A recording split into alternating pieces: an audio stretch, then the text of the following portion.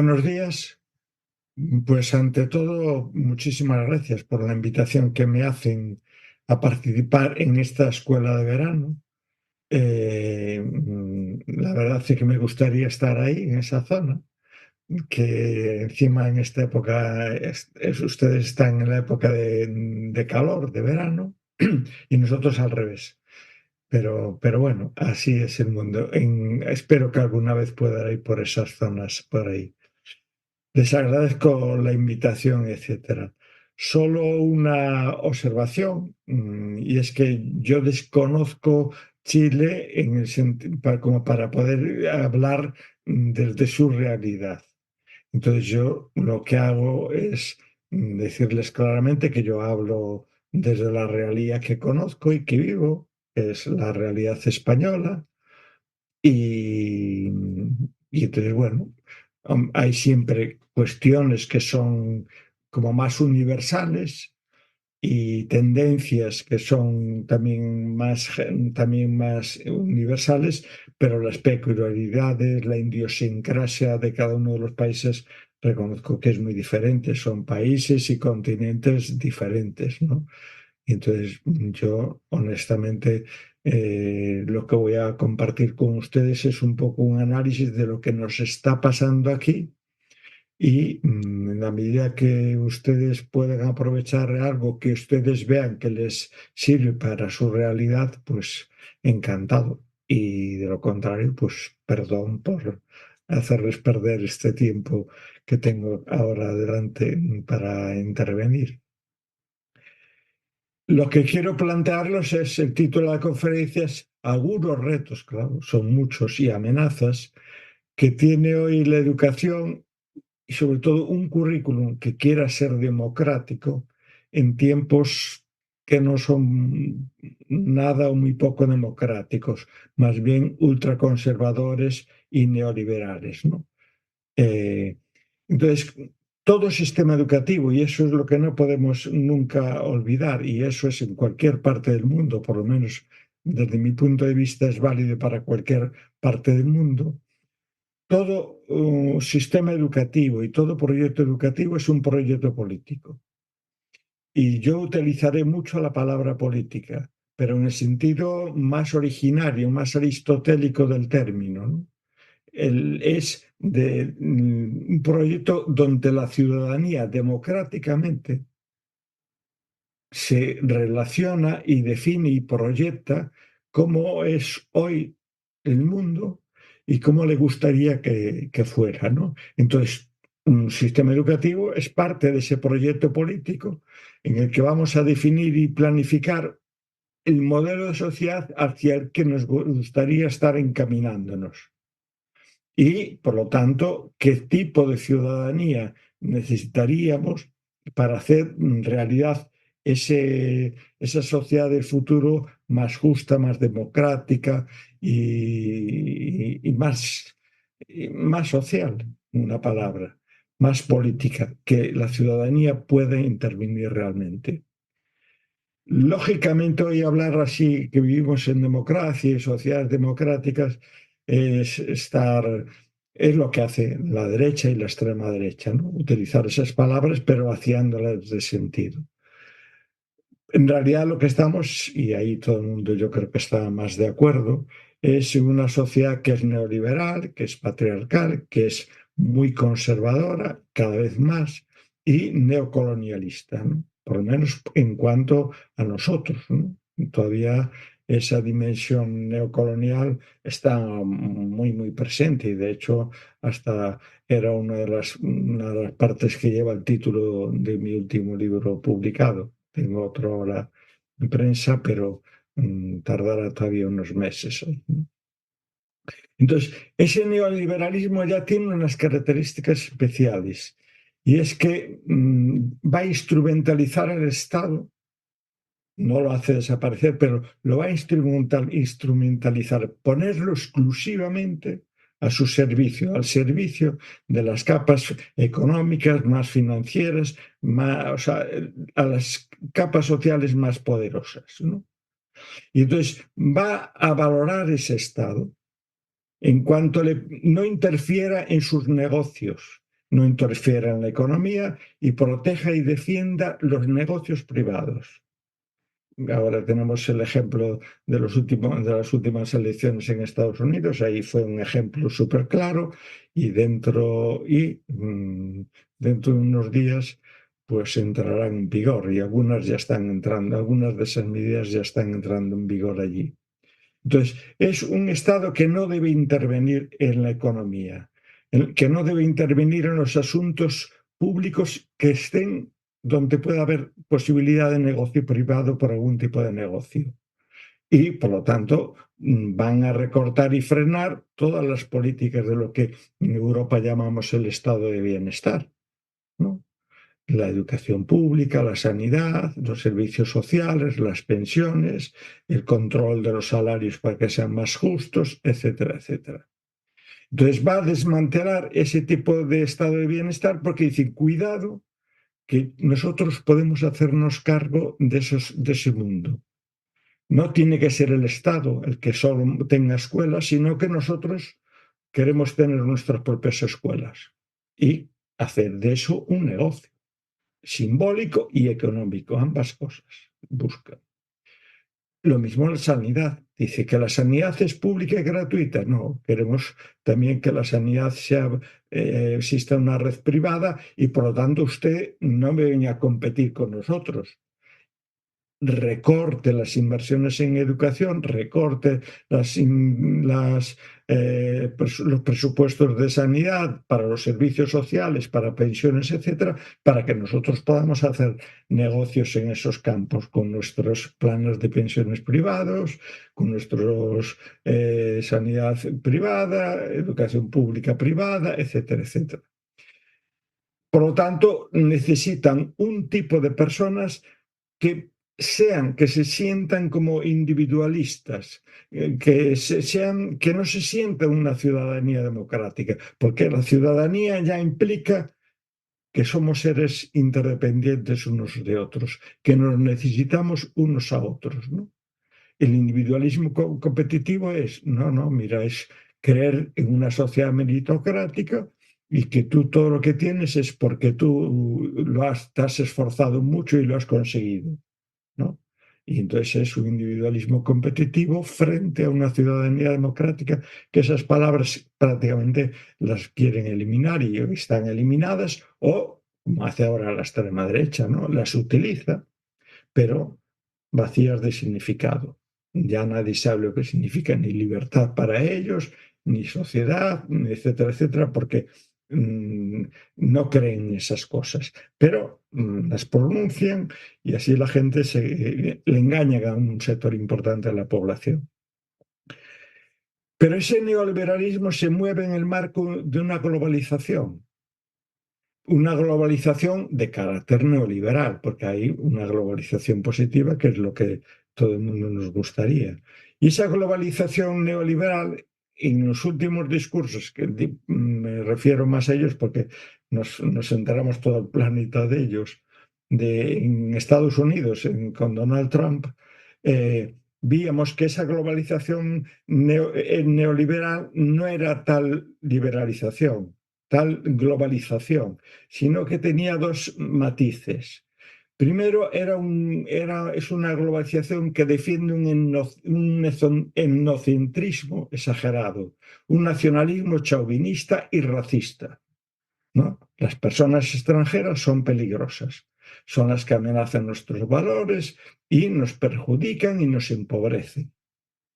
De esta forma, esa globalización neoliberal y en ese país lo que hace es un discurso populista, o sea, el pueblo salva al pueblo y cosas por el estilo, que son palabras que nadie sabe lo que significa esa palabra pueblo, pueblo somos todos, pero utilizan así esas cosas generales y atraen así a las clases más populares y desfavorecidas, a las que culpan de que su situación es desfavorecida precisamente por los inmigrantes que están en su país y que hay que echarlos a todos.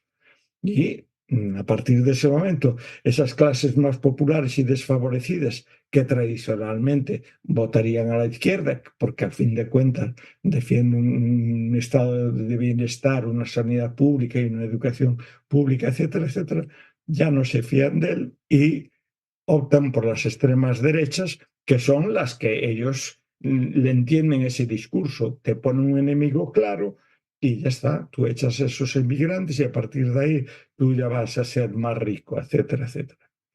Pero es una globalización neoliberal que a su vez es selectiva en los mercados, porque dice, sí, sí, hacemos una globalización, pero aquellas empresas que sean rivales de las nuestras, les vamos a poner aranceles para evitar que puedan vender sus productos aquí, etcétera, etcétera, ¿no?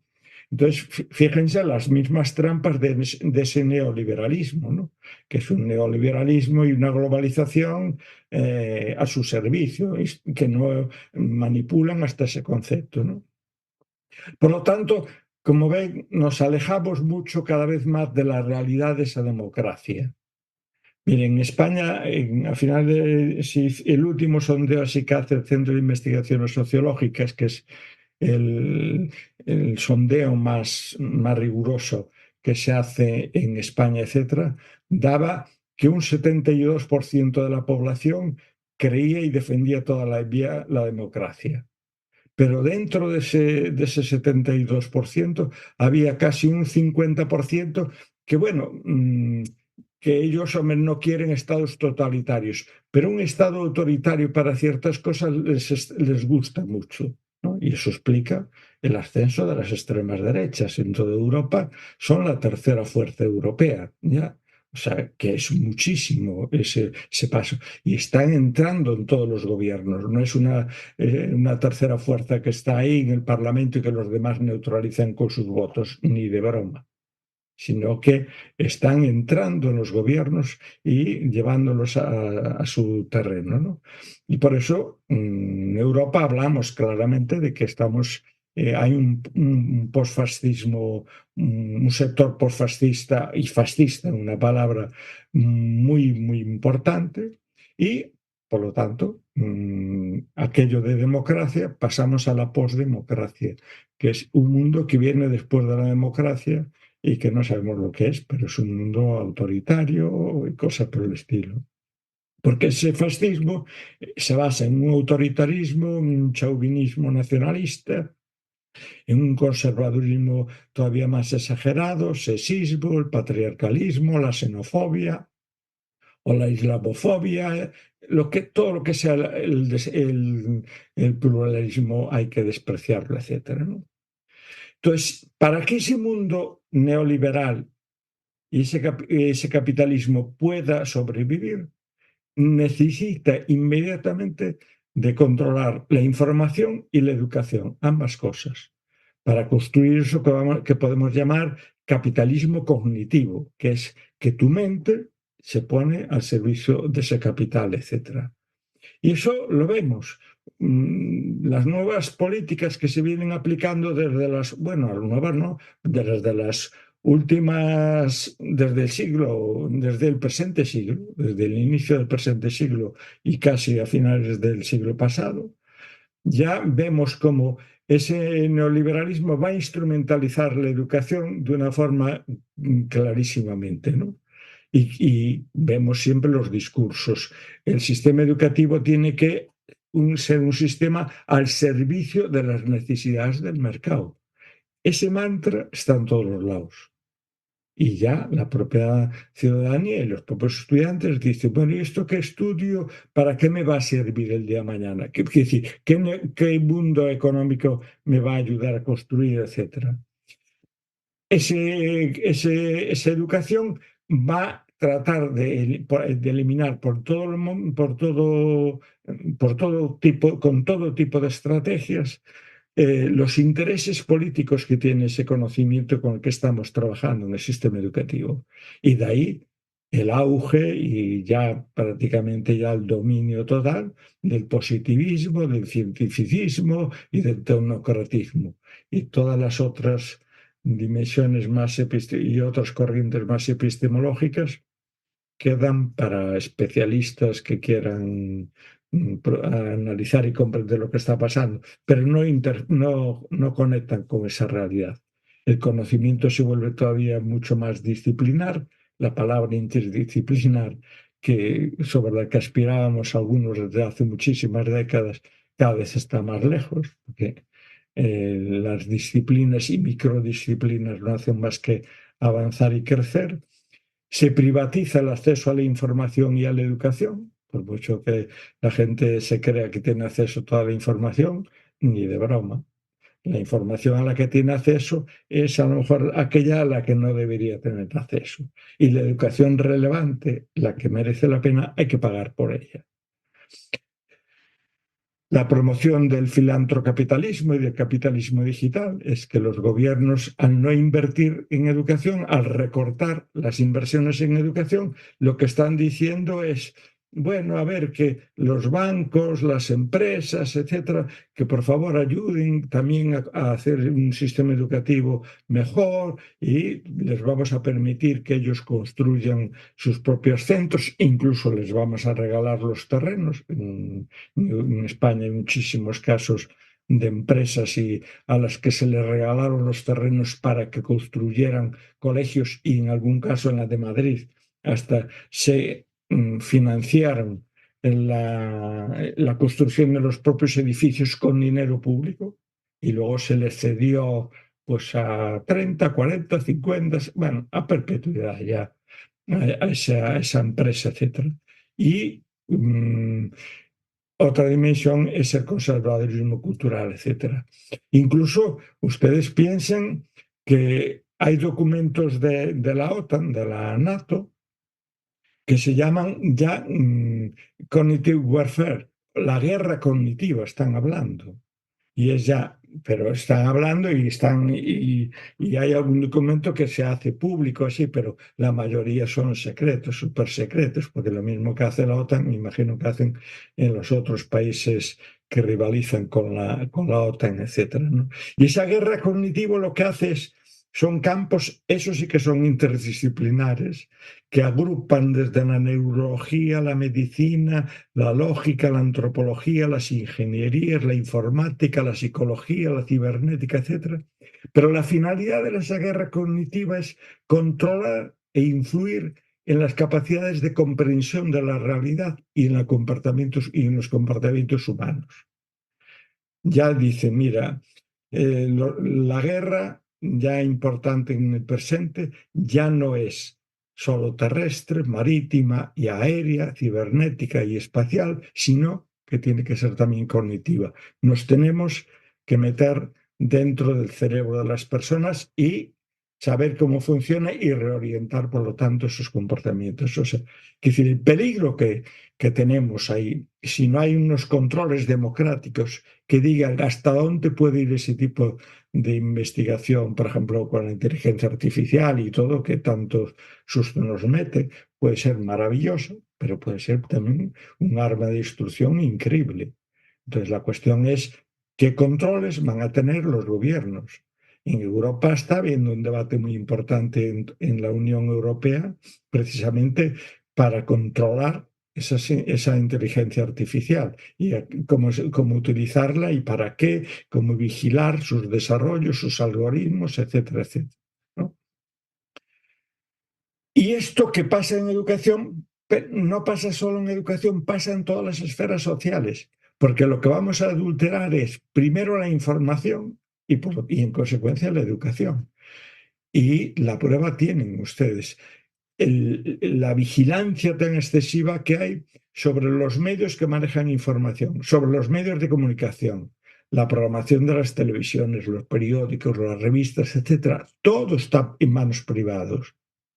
Y por lo tanto, se significa que toda la información que ahí se incorpore y toda la programación de las radios y de televisiones, etcétera, que ahí se incorpore, va a estar al servicio, lógicamente, de las empresas que son propietarias de ese medio de comunicación, ¿no? Y vimos como en Estados Unidos los grandes medios de comunicación, pues por primera vez en las elecciones norteamericanas, no se pronunciaron ni apoyaron a ningún candidato, ¿no? Cuanto otras veces, pero no porque no fueran algunas progresistas, sino porque tienen miedo de señores como Elon Musk y gente de ese tipo. Lógicamente es para tenérselo. Las editoriales y las revistas, tanto las más populares como las revistas científicas, el control y la censura informativa que hay en ellas es increíble. Bueno, en el mundo de la educación lo sabemos. En los mantras de la investigación universitaria es que todo artículo que publiques tiene que estar en revistas indexadas, JCR, donde el 99,5% de ellas son todas exclusivamente de corte positivista. Si tú no metes allí un proyecto con números y con fórmulas y con datos cuantitativos medibles, etcétera, ya no es científico, pasa a ser, bueno, no te lo aceptan ya una palabra. Internet, los portales de información, las redes sociales, ¿qué les voy a decir? Es esto, están todos los medios de comunicación en la actualidad. Y además están las grandes instituciones internacionales economicistas, ¿no? La OCDE, el Banco Mundial, el G7, el G20, el Foro de Davos, etcétera, etcétera. Todos están continuamente analizando lo que está pasando en el mundo y lo que está pasando en cada uno de nuestros países y emitiendo informes que la ciudadanía no lee, pero que los gobiernos sí leen y muchos sí les obedecen, etcétera, ¿no? Y la prueba es, si yo les digo a ustedes que me den un informe oficial sobre la enseñanza de la historia, de la geografía o de las artes en Chile, pues no sé, igual tienen dificultades. En mi país no lo hay. Mi país, la mayor base de datos que hay sobre educación la tiene la OCDE y es los datos que a ellos les interesan, que estén al servicio de esa economía, etcétera, etcétera. ¿Qué quiero decir con eso? Mire, las instituciones escolares nunca estuvieron tan vigiladas por los poderes hegemónicos como están en la actualidad. Porque la izquierda, pero sobre todo la derecha, sabe que ahí es donde se distribuye el conocimiento que es importante. Por lo tanto, hay que vigilar que se considera ese conocimiento importante, donde se valora ese conocimiento. Uno se dice que vale la pena, otro que está sesgado, otro no, etcétera. Donde se legitima y se jerarquizan toda clase de conocimientos y saberes, valores, procedimientos, competencias, etcétera. Por lo tanto, la vigilancia que van a ejercer es brutal sobre el sistema educativo, ¿no? Y claro, si nosotros asumimos que vivimos un mundo que tiene estas características, lo que tenemos que mirar es cómo podemos contrarrestar y resistir eso desde la educación, que les advierto, es dificilísimo. Porque la derecha aprende mucho y aprende bien y aprende para impedir que alguien les frene sus proyectos, ¿no? De intervenir sobre la formación de esa nueva ciudadanía, ¿no? Educación y democracia siempre están interconectados. Nosotros no podemos hablar de democracia si no hay una ciudadanía, primero que sea ciudadanía, o sea, seres que se sientan interdependientes entre sí y que se sienten que están vinculados entre sí. Pero esa ciudadanía tiene que estar educada y educado significa que esa ciudadanía educada es capaz de analizar, de debatir, de reflexionar, de juzgar, de opinar, de colaborar, de organizar, de actuar, de informarse, de resolver colaborativamente los problemas, etcétera, etcétera. Que son objetivos que siempre nos ponemos en educación, pero que no se evalúan en la mayoría de las ocasiones, ¿no? Yo estoy hablando a nivel general, luego siempre hay excepciones magníficas, que es lo que nos da fuerza a los demás también para seguir defendiendo que es posible otro tipo de educación, porque hay ejemplos ya sobre eso, ¿no? Otra cosa es que sea una realidad general, etcétera, etcétera. Por lo tanto, desde la educación es indispensable desenmascarar las políticas educativas que están poniendo en vigor el neoliberalismo y el conservadurismo autoritario de este mismo momento, ¿no? Porque la educación no es intrínsecamente liberadora. Siempre fue un escenario de luchas muy amplias, porque saben, todos los grupos saben que ahí podemos promover cosmovisiones, que vamos a ayudar a conformar y educar personalidades que sean más o menos democráticas, etcétera. De ahí que todo proyecto educativo y todo sistema educativo en las políticas oficiales y luego en las prácticas hay una lucha por qué objetivos vamos a trabajar, qué contenidos vamos a trabajar, qué competencias vamos a desarrollar, qué valores vamos a promover, etcétera, ¿no? Entonces, claro, esa educación para ser liberadora tiene que partir de personas y de sectores de la sociedad que analicen y vean en qué medida eso es liberador o al revés, es esclavizante, etcétera, ¿no? Por lo tanto, una buena educación es indispensable para una democracia. Y una mala educación, pues, es ya partir con demasiados obstáculos para que esa sociedad pueda ser realmente democrática, porque su ciudadanía no está capacitada para ejercer sus derechos y obligaciones. Que decir, no sabe analizar lo que está haciendo y por qué está haciendo, con rigor, quiere decir, y democráticamente, etcétera, etcétera. De ahí que ese capitalismo cognitivo tenga una lucha también en educación muy clave y es para reacomodar y forzar que se avance en la dirección que ellos quieren, están construyendo continuamente crisis de la educación. De ustedes analizan cualquier diagnóstico que se esté haciendo sobre la educación en cualquier país y siempre estamos en crisis, etcétera. Y claro, bueno, la crisis es que tiene hasta una parte positiva. Significa que estás analizando lo que te está pasando y por lo tanto estás viendo en qué medida estás caminando en esa dirección de hacer una sociedad más justa, más democrática, etcétera, o no. Entonces, el sentido de la palabra crisis es buena. Pero cuando se nombran así mediáticamente por los poderes más conservadores, etcétera, esta crisis es indicar que el sistema educativo es un desastre, que funciona muy mal. Y si tú eso lo publicas y bombardeas a la población con ese tipo de discursos, pues lógicamente te van a decir, oye, ahí el Estado tiene que meter mano dura y controlar qué es lo que están haciendo sus profesores, etcétera, etcétera. Y cuidado, porque cuando culpabilizan a ese profesorado que van a culpabilizar, siempre omiten que es el de la escuela pública, pero se sobreentiende bien, porque los instrumentos que se utilizan para evaluar y medir lo que está pasando en el sistema educativo en ese momento, eh, van a dar informes sobre cada colegio, sobre cada ciudad y sobre los diferentes colegios de tu ciudad. Y por lo tanto, si las escuelas públicas está concentrado en las capas sociales más populares y desfavorecidas, por lo tanto, en esas pruebas van a salir peor evaluadas. Entonces, los colegios privados se salvan porque cuando uno mira esos buenos o malos resultados que tiene tu país, los colegios privados están todos siempre en el top, arriba de todo. Tienen siempre las mejores puntuaciones, etcétera. Porque, bueno, esos colegios privados ya van a seleccionar primero al profesorado y segundo al alumnado y a las familias.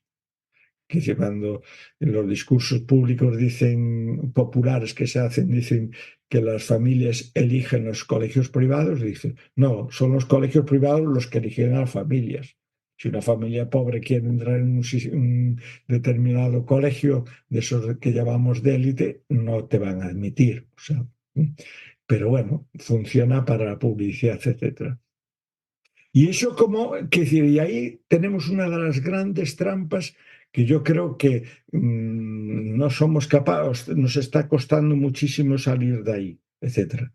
Porque cada poco tienes evaluaciones de esas externas y que son internacionales, además. Claro, Y entonces yo te diría, dime qué evalúas, dime qué no evalúas, y por lo tanto, en función de eso, ya sé cuáles son tus propuestas de reforma o de mejora del sistema educativo.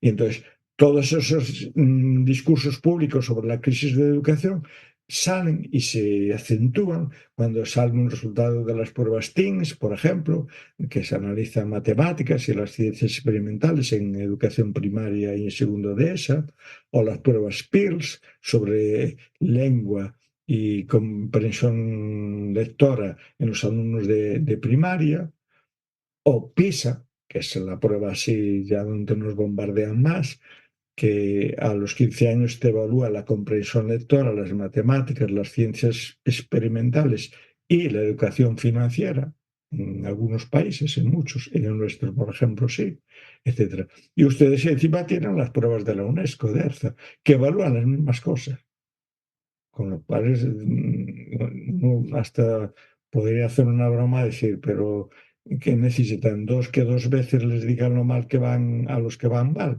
¿no? Porque es realmente preocupante.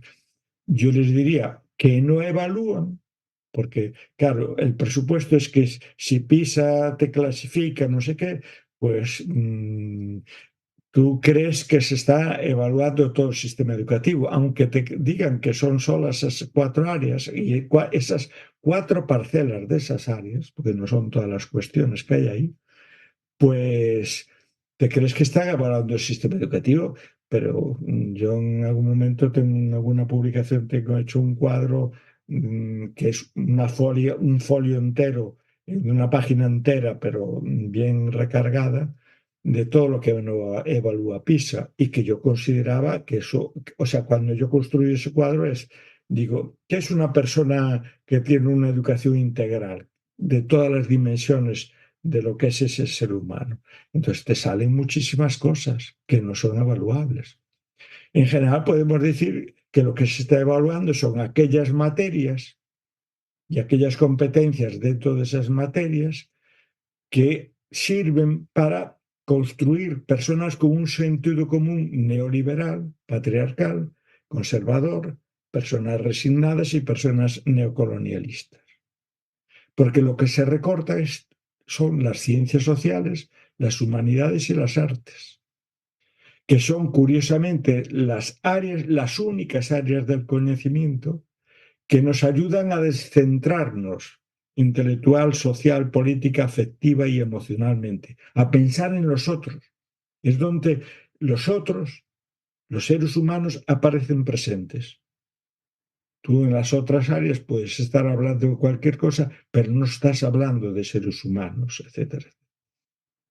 Claro, si tú recortas esas ciencias sociales, esos campos de las humanidades y artes, que son muchísimas áreas, es decir, muchísimos campos de conocimiento, muchísimas disciplinas, pues por lo de pronto lo que vas a generar es una amnesia histórica.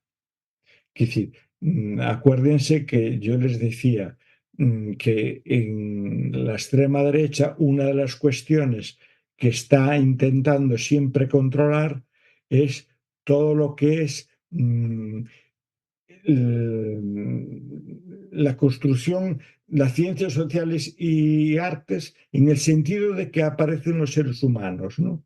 Entonces ahora que decir, la extrema derecha, que está vigilando también ese sistema educativo y cada vez más, y sobre todo los que están en el gobierno, una de las cosas que van a hacer es hacer una presión enorme sobre los sistemas educativos, diciendo que están manipulando a ese alumnado, y lo que van a hacer es convertir a los estudiantes en vigilantes del profesorado y al profesorado en vigilantes de la ortodoxia conservadora, que no nos denuncien porque estamos hablando de cuestiones sociales o políticas.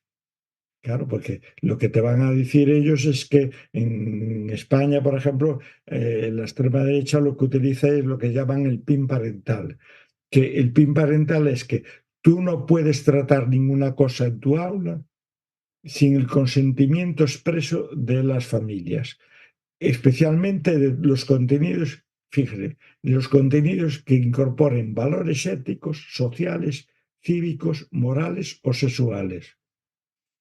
Con lo cual yo digo, ¿y cuáles son los contenidos que no tienen esas dimensiones? ¿No? Y entonces, claro, eso es auténticamente preocupante lo que está pasando ahí y lo que eso significa ahí en eso, ¿no? Entonces,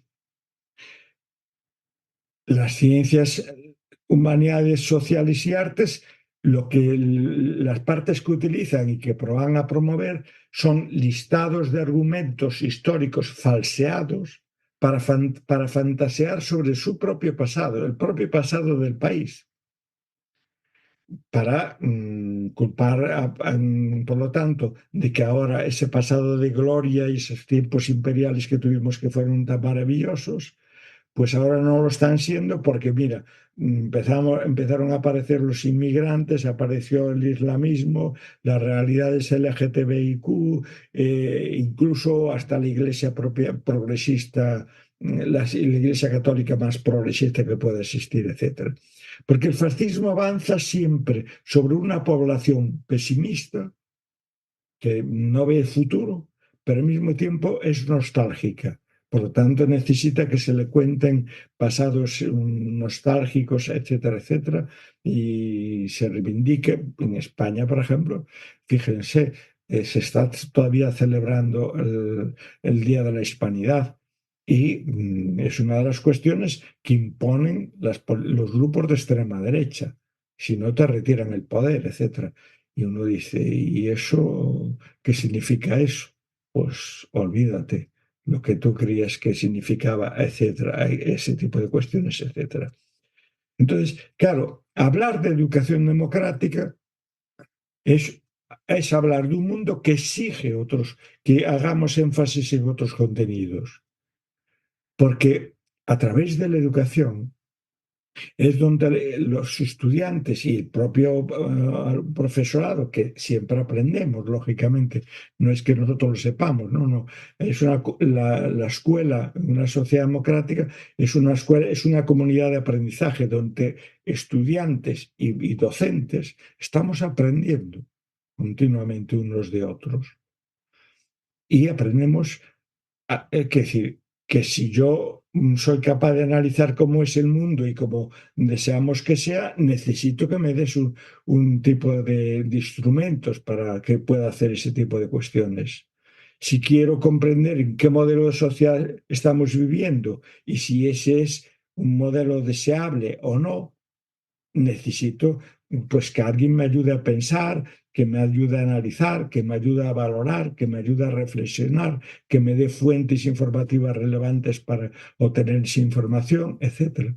Porque la educación sirve para eso, para aprender a vivir como ciudadanía, para analizar qué modelos de convivencia estamos teniendo y cuál nos gustaría y nos parece que es más justo, para analizar en qué medida es justo o no el desarrollo tecnológico, económico, laboral, cultural, social, afectivo, jurídico, sanitario, educativo, etcétera, que se está promoviendo en la actualidad. Si debemos permitir que vaya en una determinada dirección o debería ir en otra. Es también a través de la educación como podemos aprender qué otros saberes, qué otros conocimientos, qué otras competencias precisamos si queremos construir un mundo más democrático, más justo, más inclusivo, más optimista, más sostenible, etcétera, etcétera, ¿no? Entonces, claro, si asumimos ese tipo de filosofía de la educación, eso ya nos da un propio, nos define ya la propia razón de ser de los colegios, de los centros escolares y de los sistemas educativos, que son fundamentalmente dos grandes motores. Es estimular y generar el amor y el deseo por aprender, por acceder a información relevante, por compartirla y cuestionarla, por trabajar sobre ella colaborativamente, etcétera, por no tener miedo a los errores y a las discrepancias. Hace muchas décadas, casi un siglo, ¿no? Jean Piaget, no, sí, hace casi un siglo, hace un siglo, Jean Piaget nos decía aquello de que el error es educativo. ¿no? La medida que nos permite revisar todos esos procesos donde fuimos construyendo algo y detectando en qué momento hicimos alguna operación mal que nos hizo caer en ese error, etcétera, etcétera. Por lo tanto, la razón de ser de ese propio profesorado es esa, ya no es la de transmitir, no sé, no, es la de ejercer como mediador, como estímulo, como motor de atracción de la atención de ese alumnado para que pueda el desear saber, para que sepa amar la cultura, para aprender a coaprender con los demás, a colaborar con otras personas, a debatir juntos, a discriminar los intereses ocultos de las informaciones y hasta de la educación que están recibiendo, etcétera, etcétera. Es hacerle ver, tanto al alumnado como a la comunidad, a las familias, la necesidad de la educación pública, de los bienes públicos, de lo comunitario, y por lo tanto la necesidad de proteger y ampliar esos bienes públicos. Yo siempre digo, mire, la educación solo es educación y democrática en la medida que sea pública. La educación privada y concertada tiene intereses privados, lógicamente, ocultos. Y por lo tanto, y aparte, la educación pública es la única que nos permite a todos estar compartiendo el mismo espacio, independientemente de la clase social, de las sexualidades, del género, de la etnia, de las capacidades, etcétera. Es aprender a vivir juntos, cosa que en las redes privadas no es posible. Por lo tanto, yo creo que es muy importante que el profesorado y, por supuesto, la familia, la comunidad, entienda que es necesario analizar en qué grado los sistemas educativos son justos. Y dentro de la justicia en la educación, a mí me da resultado diferenciar dos aspectos. Una parte que es la justicia educativa y otra la justicia curricular.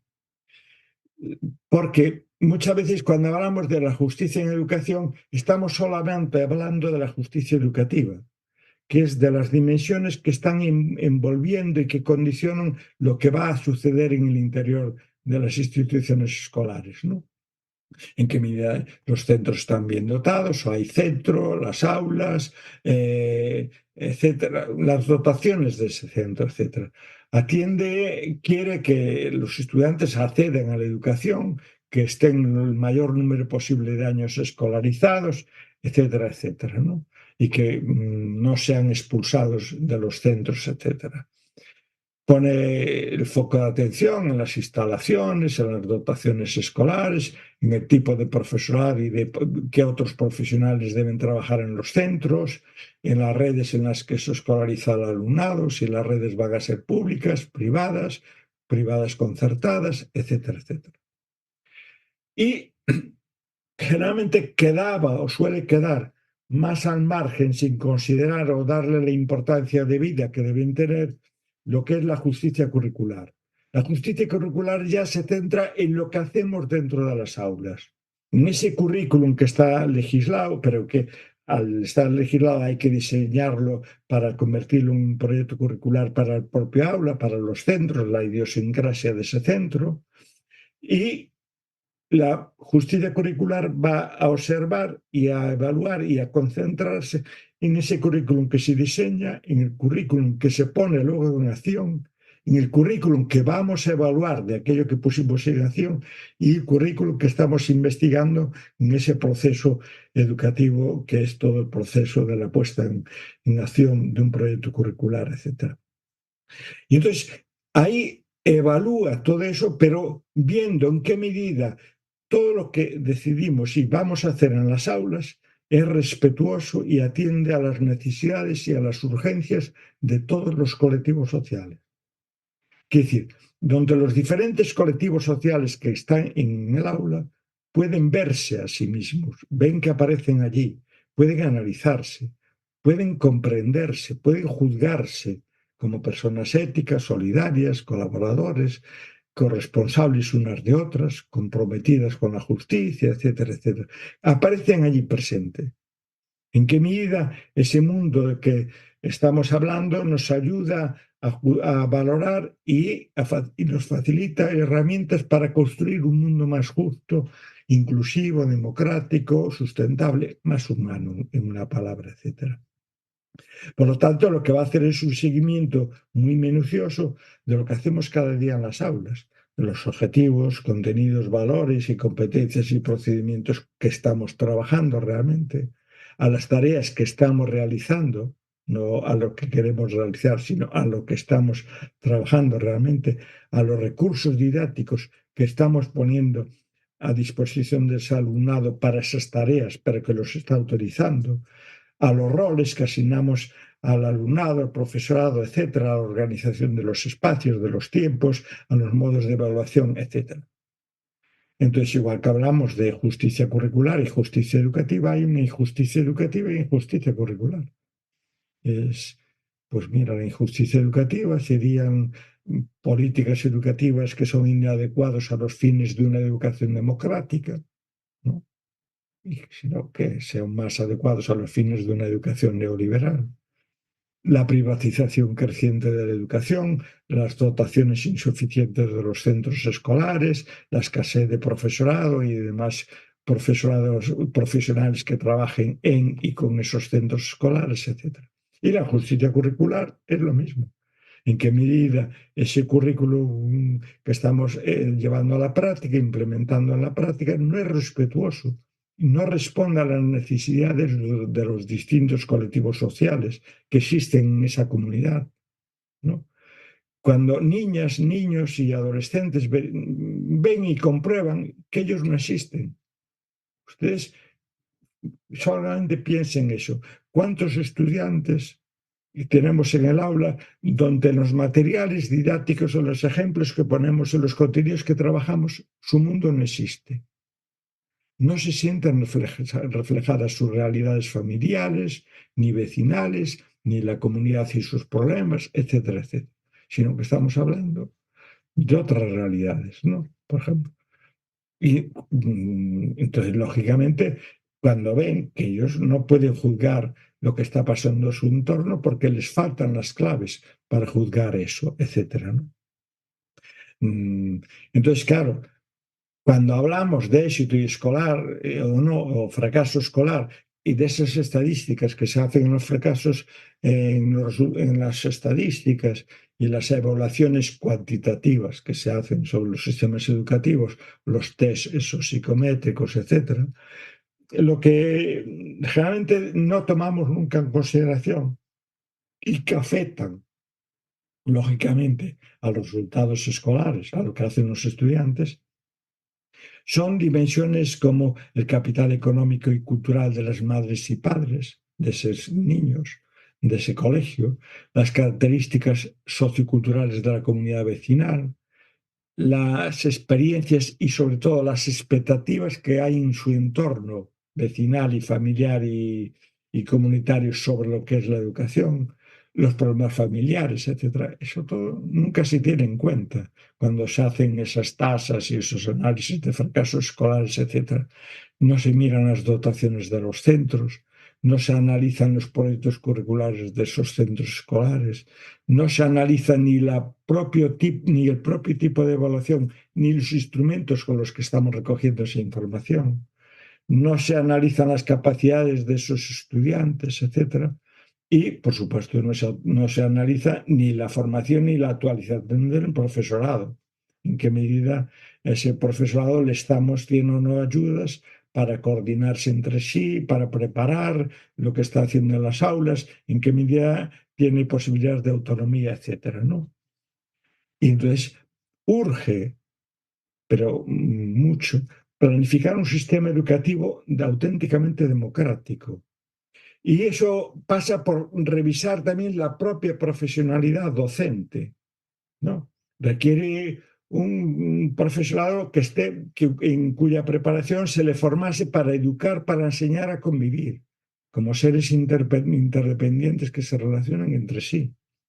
Y eso significa un profesional que está capacitado para moverse en un entorno en una escuela democrática que defiende la libertad de la educación y donde se respetan diferentes puntos de vista, características, competencias, habilidades, etcétera, pero sin convertir nunca esos comportamientos diferentes en comportamientos segregadores que ayudan y que sirven muchas veces para dominar y explotar unos estudiantes a otros, etcétera. Mire, la democracia se aprende y cuesta mucho aprender esa democracia. Hay que practicar mucho. No es una lección o un tema que se trabaja. No, uno aprende a ser demócrata día a día a través del debate, no el debate un día, todos los días la reflexión individual y en grupo, el trabajo colaborativo, la planificación democrática con otros colectivos sociales, etcétera, ¿no? ¿Aprendemos democráticamente o no aprendemos? ¿No? Y eso es importante para una democracia, etcétera, ¿no? El lugar tiene que ser una especie de expedición, así, aventurera, una aventura compartida entre estudiantes y profesores, en los que vamos movidos por una especie de espíritu de aventura que está impulsado por una enorme curiosidad, por la búsqueda de respuestas a porqués, etcétera, etcétera. Y para ese viaje se precisa y es necesario estimular la imaginación, fomentar el debate, la acción y la colaboración, que es lo que a su vez nos va a proporcionar nuevos descubrimientos. Y por lo tanto, en la medida que tenemos nuevos descubrimientos, vamos a ampliar nuestra comprensión de la realidad, etcétera, etcétera. Y yo creo que eso es importante porque uno de los obstáculos que estamos teniendo en este momento para hacer educación democrática es, yo hablo de nuestras realidades, la poca cultura de trabajo con proyectos curriculares integrados. Todavía seguimos trabajando mucho por áreas y asignaturas, etcétera, pero no auténticos proyectos curriculares integrados. La obsesión por finalizar y completar los libros escolares, los libros de texto, para que abarquemos todos los temas de un currículum obligatorio y legislado, que es excesivo y que es imposible trabajar democráticamente porque no nos podemos detener tanto tiempo con cada una de las lecciones que aparecen ahí para contrastar informaciones, fuentes informativas diferentes, etcétera, etcétera. La ausencia de temas controvertidos en los libros de texto, mire, cada vez está más a la orden del día eso, ¿no? Ni de fuentes informativas que representen las distintas dimensiones que tiene ese conocimiento y que están en conflicto, etcétera.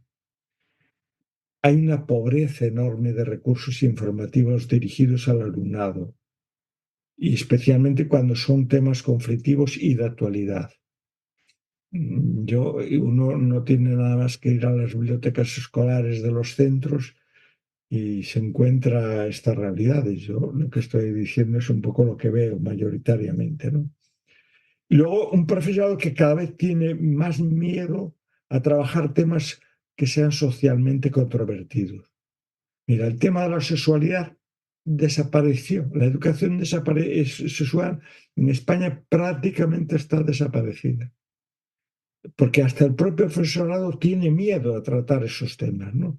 No hay una libertad de pensamiento y de decir y de abrir el debate y mostrar que son temas sin conflicto y que, por lo tanto, que tenemos que formarnos para que cada uno tenga un criterio cada vez más que tenga más argumentos para defender aquello que quiere defender, ¿no? Que eso es la ciudadanía, etcétera.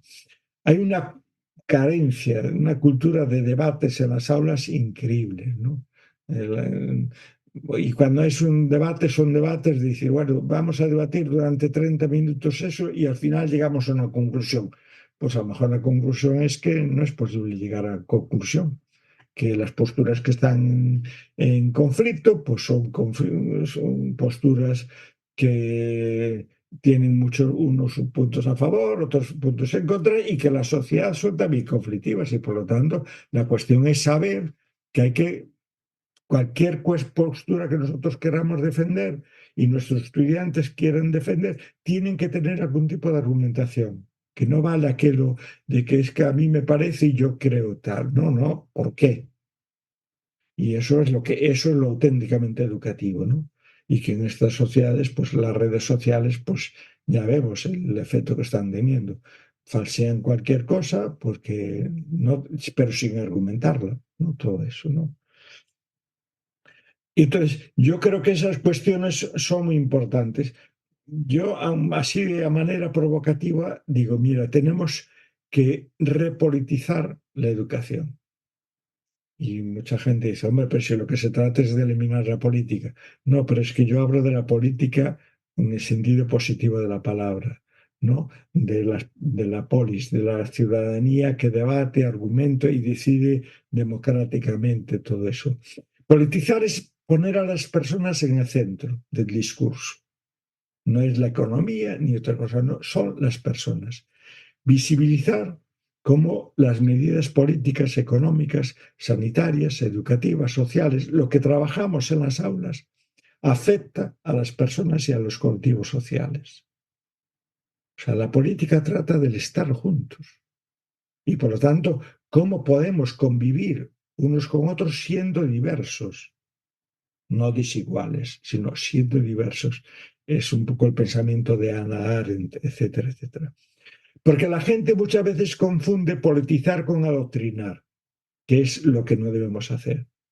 Adoctrinar es transmitir de manera autoritaria e incluso coactiva información, ideas, ideales, etcétera, porque las autoridades políticas, religiosas, sanitarias o educativas o lo que sea, así lo deciden, ¿no? Y recomiendan un colectivo social. Pero en ningún momento se respeta la libertad de pensamiento ni la libertad y autonomía de las personas. Eso es adoctrinar, ¿no?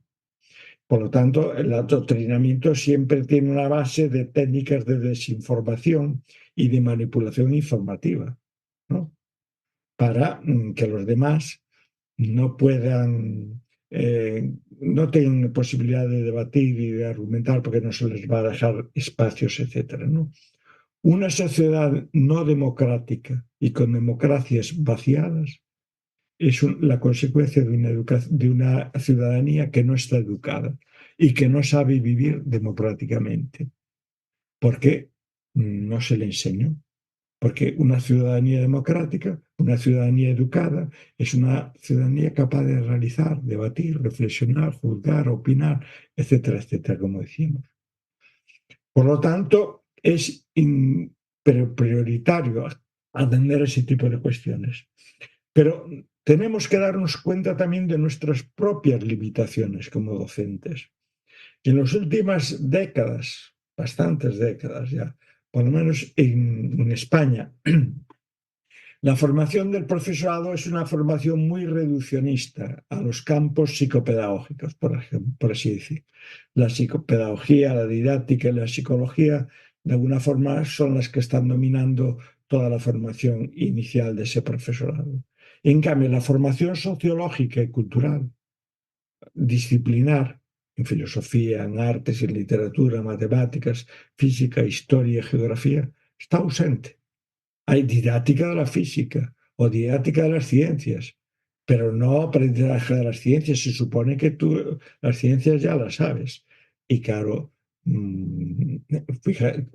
primero, hace muchos años que ya no estudian esas temáticas, esas asignaturas, y segundo, son campos de conocimiento, vamos, que o te estás actualizando plenamente o te quedas desfasado al minuto, todo eso, etcétera, ¿no? Claro, si tú no tienes esa formación científica, te conviertes en un rehén del material didáctico. Te vas a creer todo lo que ponen en esos libros de texto, porque, como dice la palabra, son ya libros de texto, ¿no? Los materiales que utiliza el alumnado, donde le dicen lo que tiene que estudiar y los ejercicios que tiene que desarrollar, etc. Y hay también un falso implícito, que es que para educar en las etapas, yo que sé, en educación infantil y primaria, incluso secundaria, tampoco necesitas saber mucho de esos temas. necesitas saber más didáctica de las ciencias sociales o de las matemáticas, etcétera, pero no matemáticas, ciencias sociales, que ahí no se necesita saber mucho. Claro, y suele ser al contrario. Yo siempre digo, para enseñar cualquier tema, tienes que saber muchísimo de ese tema. Y por eso los grandes libros de divulgación, los mejor hechos, no están hechos normalmente por profesores que tienen este tipo de formación, sino por grandes especialistas que saben muchísimo de ese tema en el que están trabajando y que dedican su vida profesional a él. Y por lo tanto saben lo que es relevante, lo que es superficial, lo que es anecdótico, lo que ya está desfasado, etcétera, etcétera, ¿no? Entonces, yo creo que ese tipo de cuestiones es muy importantes, ¿no? Todo eso. Y además, ese reduccionismo psicopedagógico es una fuente de despolitización también de ese conocimiento, que se considera que el conocimiento es neutral y todo eso. Y claro, hay un conocimiento depende cómo se fuera construyendo y que se esté divulgando de ese conocimiento, etcétera, ¿no? Y entonces, claro, en muchas veces el conocimiento que estamos trabajando y los contenidos que estamos trabajando en las aulas, en realidad tienen que ver muy poquito con las necesidades que existen en esa comunidad, ¿no? O sea, ahí falta el análisis. Muchas veces necesitamos poner mucho énfasis en saber qué conocimiento contribuye a entender mejor cómo funciona mejor la sociedad y la sociedad en la que estoy trabajando. Cómo se pueden enfrentar esas disfunciones, esas injusticias que están sufriendo muchísimos colectivos sociales. Y para eso tenemos que tener un conocimiento que nos ayude a ver eso, dónde están las claves para intervenir ahí. Y yo creo que ese tipo de cuestiones es muy importante, porque ese neoliberalismo lo que va a exagerar son competencias instrumentales para fomentar ese utilitarismo y ese practicismo que sirve para intervenir en el mundo laboral, en las necesidades de la economía de ese momento, etcétera, etcétera, ¿no? Entonces, ese tipo de cuestiones es realmente importante, etcétera. Urge, quiero ya ir así acabando, hay que repensar democráticamente otra vez, bien en función de la comunidad en la que estemos trabajando, qué objetivos, qué contenidos culturales, qué valores y qué competencias son las que nos sirven mejor para entender lo que está pasando en esa comunidad en la que estamos trabajando y para implicarse y participar en ella, etcétera. Revisar las metodologías didácticas. Mire, yo creo que esa es una de las cuestiones es importantes.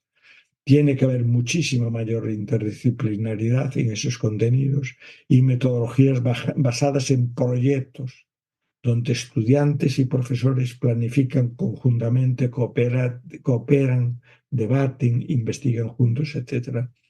Necesitamos revisar muchísimo los recursos didácticos que hay, ¿no? Cuidado con tanta tecnología, porque es importante y yo no podría vivir en este momento sin mis aparatos, sin mis gadgets electrónicos, etcétera, etcétera.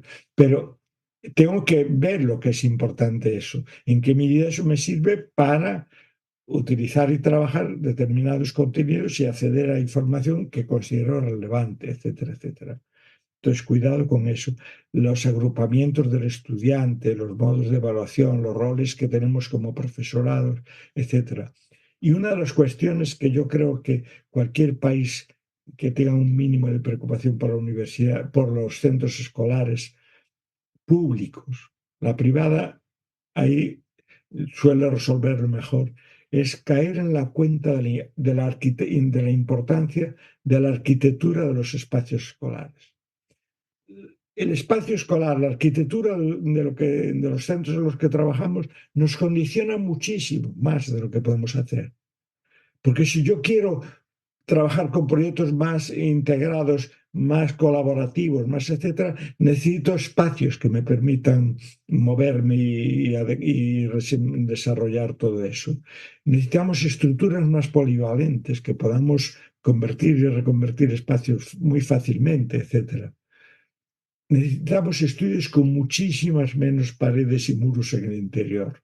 Es eso ustedes métanse así en las mejores construcciones escolares que se están haciendo ahí, que son maravillosas y que por desgracia pertenecen generalmente a los centros privados y apenas hay paredes y muros, etcétera, sino que son espacios amplios que incentivan ya un trabajo más colaborativo entre estudiantes de diferentes niveles educativos, de diferentes edades, profesorado, etcétera, colaborando y trabajando juntos en proyectos en distintos espacios en esos centros, etcétera. Es decir, edificios que faciliten que profesorado de diferentes asignaturas puedan trabajar juntos allí con ellos, con ese alumnado, y proponer a ese mismo alumnado allí conjuntamente investigaciones y tareas de aprendizaje más pertinentes y relevantes, etcétera. Y necesitamos espacios con amplios espacios para mejores bibliotecas, mejores laboratorios y mejores espacios para educación física y juego. Esas cuestiones es importante.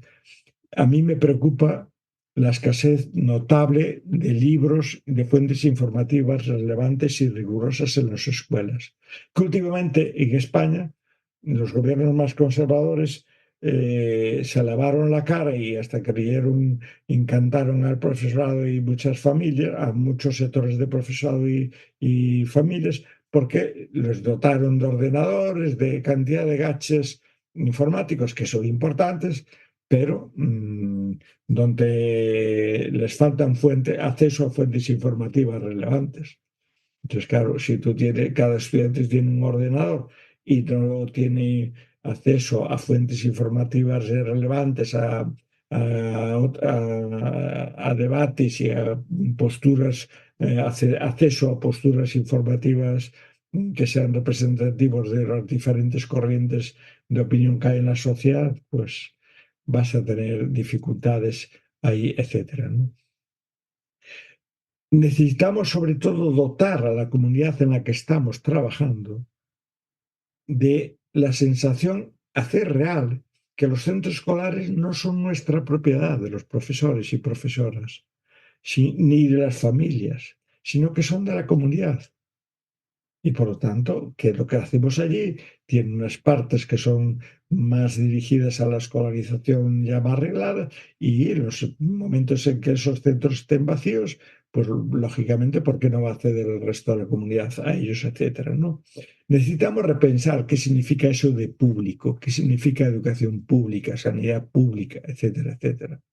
Entonces, y eso significa que tenemos que aprender a comunicarnos y a comprender y a vivir en esas comunidades en las que estamos ubicados nuestros centros.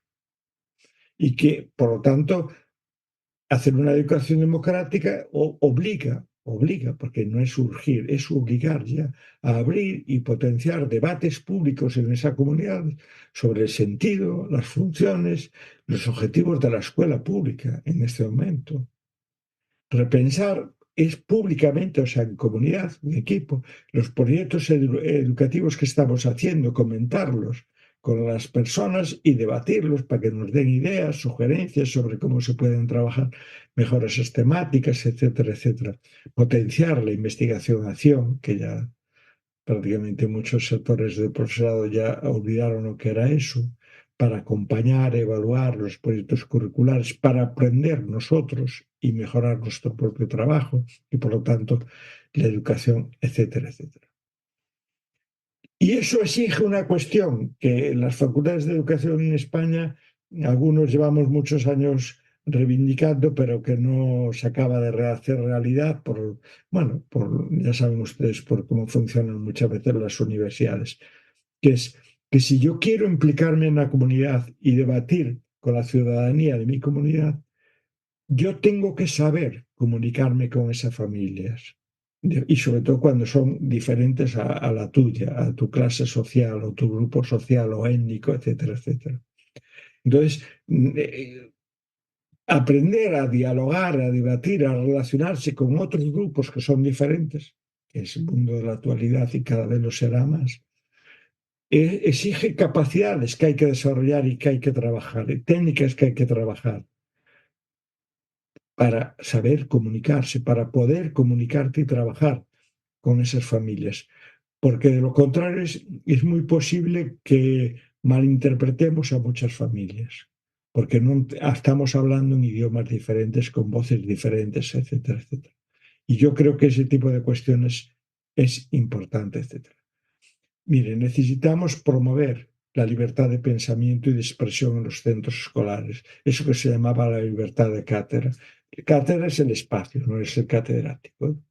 O sea, y eso significa que son espacios en los que las aulas tienen que ser sitios donde el debate democrático y serio y argumentado y responsable y razonado, etcétera, tiene que estar a la orden del día. Eso es auténticamente clarísimo. Las conductas autoritarias o fascistas lo que van a negar es el debate democrático y lo sustituyen ese debate por el insulto, por la ruptura de la comunicación, porque te echan de una web o lo que sea, etcétera, etcétera. Ser y ejercer como demócratas demanda mucho tiempo y exige una gran flexibilidad mental que hay que ejercitar. Flexibilidad mental que es imprescindible para escuchar, para debatir, para poner a prueba nuestros propios argumentos, etcétera. Y necesitamos sacar a la luz las razones, los miedos de quienes no se atreven a hablar en público, a expresar sus ideas porque tienen miedo a ser sancionados, etiquetados y marginados. Y eso en este mundo de las redes sociales, que todos están tan conectados, etcétera, pues en realidad ni de broma es así, etcétera. Yo finalizo ya mi intervención, que ya se me alargó un poco, diciendo que no puede haber una verdadera reforma e innovación escolar sin un currículum y una formación de profesorado que rompan con esos saberes normativas y apuesten más por saberes emancipadoras. La historia nunca fue lineal y nunca impidió que aquellas personas que se sienten más marginadas porque están más vigiladas políticamente, etcétera, pues nunca impidió que las personas piensen, imaginen y construyan formas de actuar para cambiar el mundo. Hay una científica norteamericana, bueno, es india, creo que es ella, Sheila Hosanoff, que trabaja en el mundo de las ciencias duras, etcétera, y dice que urgen las tecnologías de la humildad. Necesitamos asumir de una vez por todas la incertidumbre de todos nuestros saberes, la parcialidad de nuestro conocimiento, especialmente la parcialidad de ese conocimiento científico que parece que nunca es parcial, etc. Necesitamos continuamente estar reflexionando sobre los problemas y ver en qué medida hay esas dimensiones éticas que tiene todo conocimiento salen a la luz o no. Necesitamos reflexionar sobre los factores sociales que promueven y desalientan el aprendizaje. Educar es formar personas informadas, educadas, rebeldes sabias y no rebeldes ignorantes. Muchas gracias.